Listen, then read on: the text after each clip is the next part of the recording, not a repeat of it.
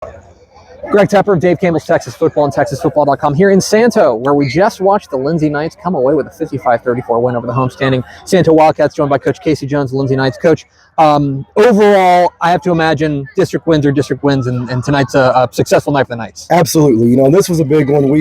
Our district's one of the toughest districts in 2A Division II with Munster and Collinsville. In our district, Santo, is a much improved team from last year, and they always do things the right way, and they're a great program. And here has had a good year too as well. So, it's a district where you got to play week in and week out. And the injury bug bit us the last 2 weeks, and we had some key contributors go out, and we're a little nervous going into this because we had some guys that had to step up and play in some spots that haven't played there. But I was really proud of their effort and their execution. Didn't have a whole lot of mental errors, and that was the big thing. We didn't want a whole lot of mental bust. We wanted to try to play a clean game of football. You guys are now 2 consecutive wins. You guys lost a couple games in a row to Munster and Collinsville, 2 good teams. What does that say about your team and your ability to re-rack and refocus to come away with a win last week and now against them? I think that's big. I think it shows that our kids are bought in. They care about what we're doing. It stung a little bit. The Munster loss stung. It was a tight game first half. Kind of fell apart in the third quarter, and it carried over to that Collinsville game. We didn't play a great game, and it just kind of had a little bit of a hangover there. And and going to last week, got a couple of our guys beat up with some kind of freak injuries, and hopefully we're going to get them back. It's going to be a few weeks, but it was just one of those things. I was proud to see how bought in they were, and they showed up to practice all week with great attitude. And we always preach, great effort, great attitude every day. If you do that, great things are going to happen, and they did that. So I'm proud of how they showed up and found a way to get the job done. Well, one guy who certainly showed up for you tonight, Lane Foster, QB1 and a star on the defensive side. This guy, I had a blast watching him tonight. I have to imagine you're awfully proud of what he did. He's a heck of a football player. We're gonna miss him next year for sure because he does a lot of great things. He'd play every play of the game if you'd let him. And so we've been able to hold him off and not play as much defense this year. And we told him when it's games we needed him in there, we were going to play him, and so he came in tonight. He was making some great plays, interception, made a lot of tackles, and offensively he just he's really good at running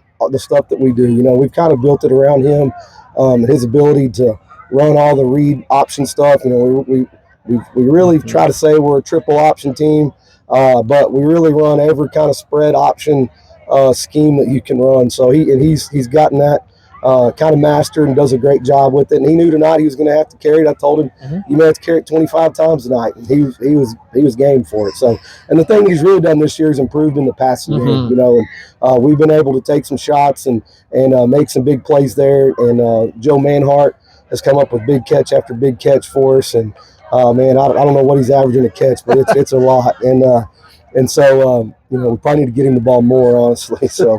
But super proud of how Lane played and our whole team. And it's a team effort. But Lane certainly played his tail off tonight. And on the defensive side, I think people may look at the scoreline and be like, oh, gave up a fair number of points. But at the same time, you guys came up with big plays, 3 turnovers in this ball game. Right. It felt like your defense came up with the big moments when they needed. Right. And they're flexible on offense. They do a really good job of getting 3 or 4 yards and just keeping those chains moving. They hardly ever get into negative down in distances. And so, we knew coming in that we were going to have to try to find a way to get some stops. And we had 2 new inside linebackers playing. One got his first start last week on a varsity football team, and then the other one hadn't really been playing. He'd been playing outside. We played him at some D tackle, and so we knew them running the stuff that they do was going to be a challenge for those guys inside. And I think they stepped up and played well. There's some stuff we got to correct, but we did give up some points. We did get the turnovers. We found a way there at the end of the second quarter to really steal momentum of the game and with some big plays and turnovers, and then able to capitalize on those going into the half. And finally, Coach, next week, closing out the regular season against Era and matchup, I know you guys are 7-2. I know you'd love to be 8-2. What's the message for you guys heading into this final week of the regular season? Yeah, I told them the job's not done. Okay, we want to play football for a long time, and next week's just the next step in that. And I told them to show up tomorrow just as hungry as they were this week, and so that's the challenge. They're teenage kids, so sometimes you got to rein them back in every now and then. But I know they'll be ready to go. They're excited. They're a confident group, and I think we string a few wins together here, I'm not sure what this team can do when we get in the playoffs.